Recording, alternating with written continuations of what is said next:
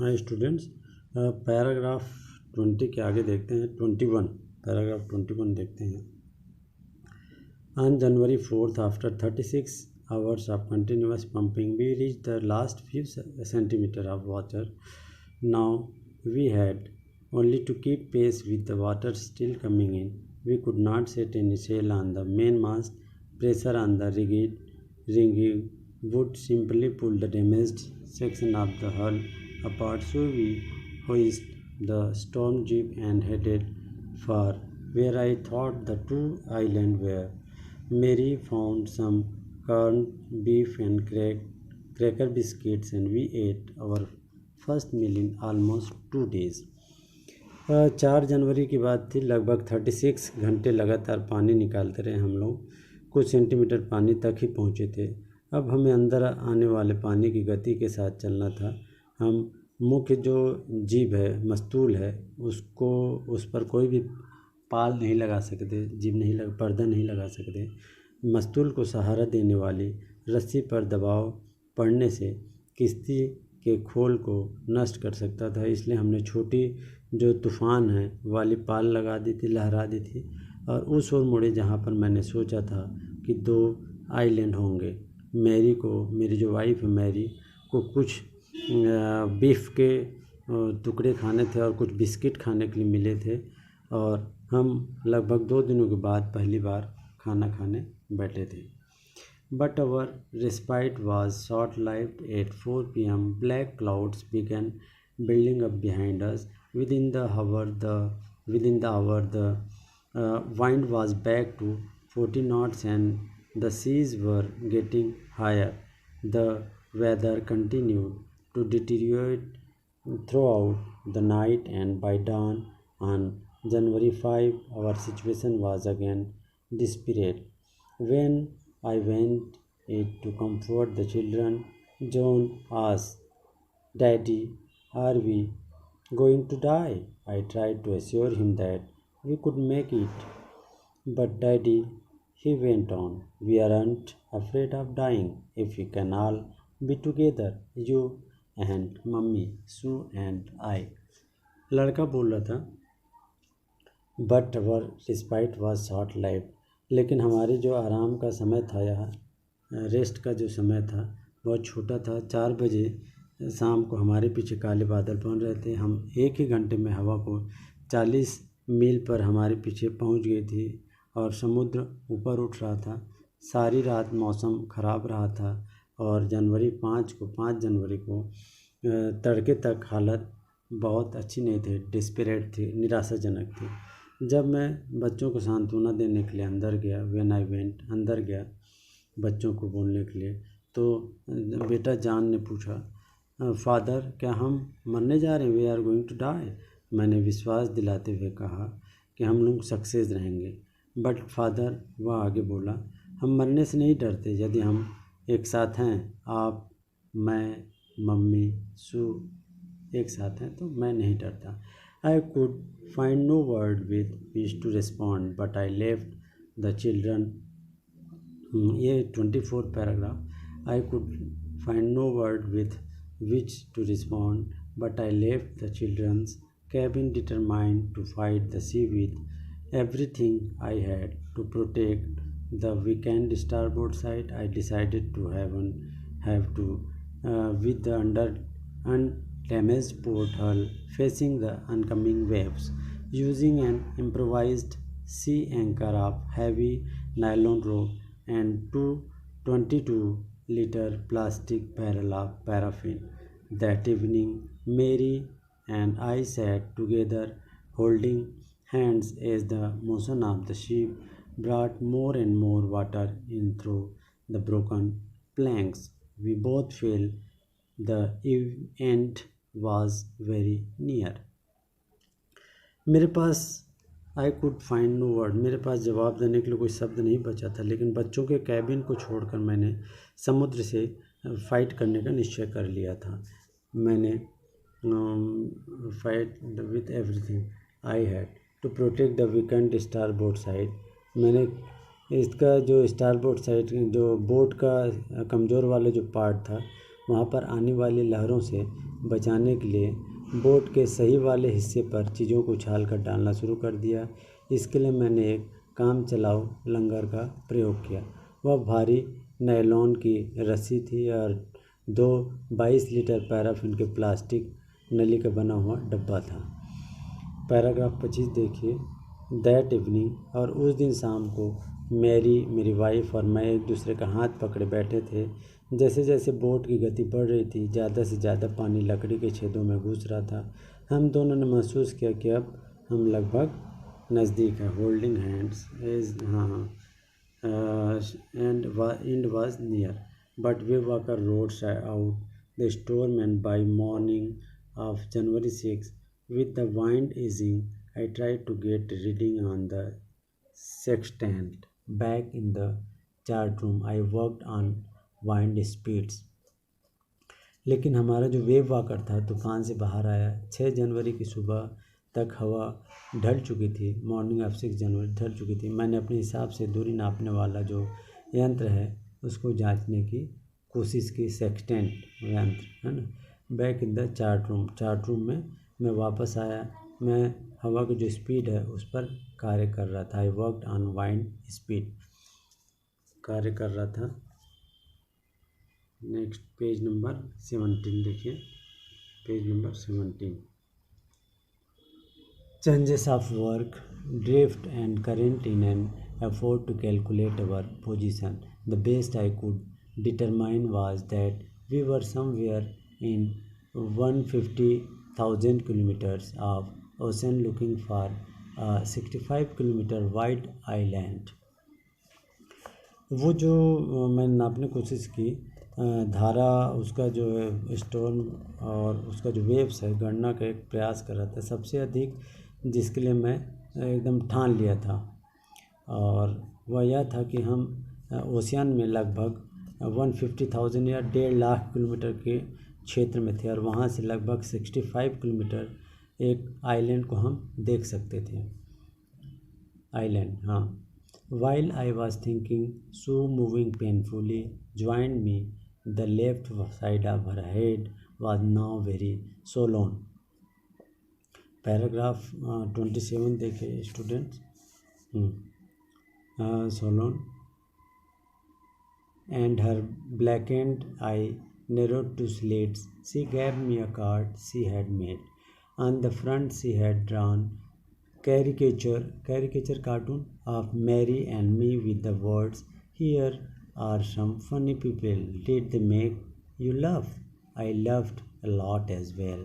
Inside was a message, "Oh, how I love you both." So this card is to say thank you and let's hope the best. Somehow we had to make it. While I was thinking, so जब मैं सोच रहा था, सो दर्द में कराते हुए मेरे पास आई। मेरी बेटी सुजैन आई। उसके सिर का लेफ्ट हिस्सा काफ़ी फूला हुआ था। उसकी आंखें लंबा तंग कटाव वाले हो गए थे, छोटी हो गई थी। उसने मुझे एक कार्ड दिया। उसने वह कार्ड बनाया था। अब उस कार्ड के सामने में उसने मेरा नाम और मेरा एक कैरिकेचर बनाया था, कार्टून बनाया था, जिस पर लिखा था, यहाँ पर कुछ मजाकिया लोग रहते हैं, क्या वे आपको हंसा पाए? मैं बहुत हंसा उसे देखकर। उसके अंदर एक मैसेज था, ओह, मैं आप लोगों को कितना प्यार करती हूँ, इसलिए यह कार्ड आपको धन्यवाद देने के लिए है और हम अच्छे की उम्मीद कर सकते थे। किसी तरह से हमने इसे बनाया है। Make it, somehow we had to make it. अब I checked and rechecked my calculation. Paragraph 29 देखिए, पार्ट 3 है ये। I checked and rechecked my calculation. We had lost our main compass and I was using a spare which had not been corrected for magnetic variation. I made an allowance for this and another estimate of the influence of westerly current which flow through this part of the Indian Ocean. मैंने अपने हिसाब से दोबारा calculation किया। हमने अपना natural जो main जो कंपास है, मेन कंपास मतलब है जो डायरेक्शन, दिशा को दिखाने वाला जो यंत्र है उसको बोल रहे हैं। उसको मैं खो चुका था। हमारे पास जो रखा हुआ था मेन जो दिशा दिखाने वाला कंपास था वो खो दिया था। फिर भी एक एडिशनल बचा हुआ कंपास था, उसका मैं उपयोग कर रहा था, जो चुंबकीय प्रभाव की गणना सही तरीके से नहीं कर सकता था, उसमें एक फॉल्ट था।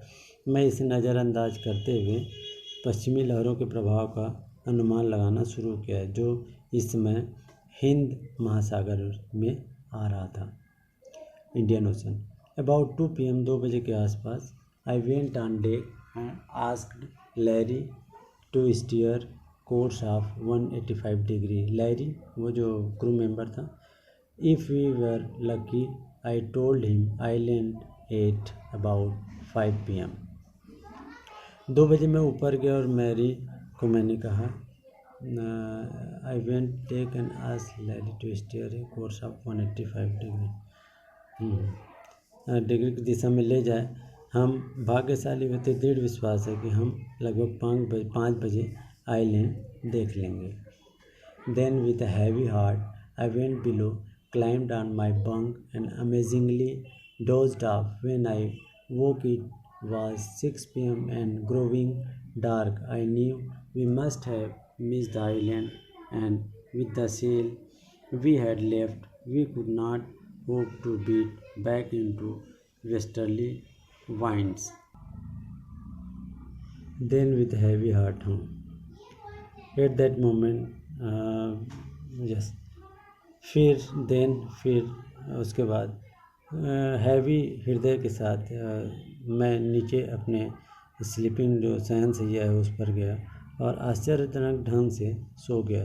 जब मैं उठा शाम का 6 बज रहा था, मेरे सामने अंधेरा हो रहा था। मैं समझ गया मैं आइलैंड से दूर निकल गया था और इस वेस्टर्न एयर के वापस आने की उम्मीद भी अब नहीं कर सकता था। एट दैट मोमेंट, पैराग्राफ 32 देखिए। At that moment tousled head appeared by my bunk. Can I have a hug? Jonathan asked. Sue was right behind him. Why am I getting a hug now? I asked. Because you are the best daddy in the whole world and the best captain, my son replied. Not today, John. I am afraid. Why, you must be, said Sue in a matter-of-fact voice. You found the island. What? I shouted. It's out there in front of us, they chorused, as big as a battleship. और वह क्षण था, अस्त व्यस्त मेरा चेहरा दिख रहा था। मैंने देखा वहाँ पर मेरा जो बंक था, सोने का जो जगह था, और मैं क्या करूँ सोच रहा था। जोनाथन ने कहा कि मैं आपसे हग कर लूँ। हग करना मतलब गले लगना, हग कर लूँ। सो भी उसके पीछे था। मैंने पूछा क्यों, हग क्यों करना चाहते हो? क्योंकि आप इस दुनिया के सबसे अच्छे डैडी हैं, in the whole world daddy हैं, और सबसे बेस्ट कप्तान भी हैं, कैप्टन भी है। मेरा जो बेटा था उसने कहा था, द बेस्ट कैप्टन। मेरे बेटा ने कहा, not today John, I am afraid. आज नहीं जान, मुझे डर लग रहा है। Why, you must be. नहीं, आप ज़रूर करिए। सुने वास्तविक अपने उसके अंदाज में बोला था, और उसने चिल्लाया कि हम आइलैंड की खोज कर चुके हैं। मैं चिल्लाया, वाट? मुझे आश्चर्य हुआ, क्या बोले? It's out there in front of us. हाँ, हमारे सामने है। दोनों एक साथ बोल पड़े थे। I rushed on deck and gazed with relief at the stark outline of Isle Amsterdam. It was only a bleak piece of volcanic rock with little vegetation. The most beautiful island in the world. मैं दौड़कर ऊपर गया विश्वास के साथ। मैंने देखा आइल Amsterdam का किनारा दिखा। वह एक उजाड़ सा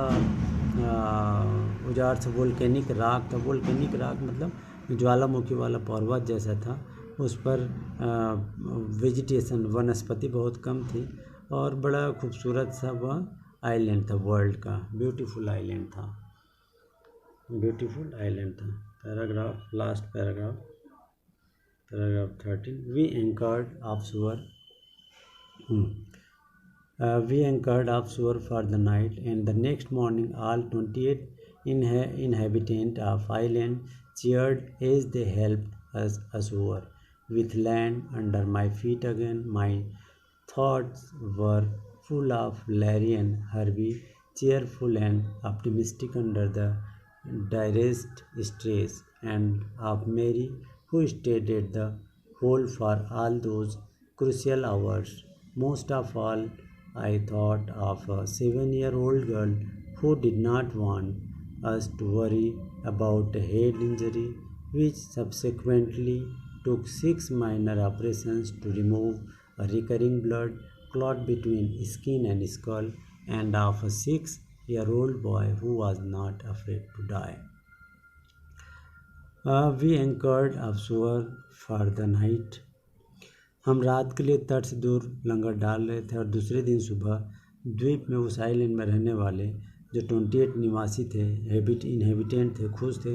हमने तट से दूर रहने में मदद की थी।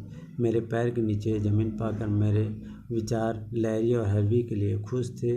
वे इस भयानक तनाव वाली स्थिति में उम्मीद लगाए थे, और मेरी पत्नी है, वह भी थी जो व्हील को इस निर्णायक घंटों में व्हील को पकड़कर कई घंटों तक जमी रही, स्टीयरिंग को पकड़कर, समझ सकते हैं। इन सब से ऊपर मैंने 7 साल की लड़की सुजैन, मेरी जो बेटी है, उसके बारे में सोचा, जिसके सिर पर चोट लगने के बाद भी वह चिंता नहीं करने दी।